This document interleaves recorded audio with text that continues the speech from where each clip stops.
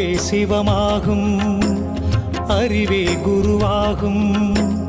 உண்மை அறிந்தாலே அட உள்ளம் தெளிவாகும்.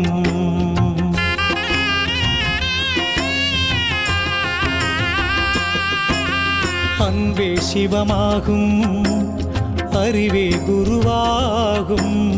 உண்மை அறிந்தாலே அட உள்ளம் தெளிவாகும்.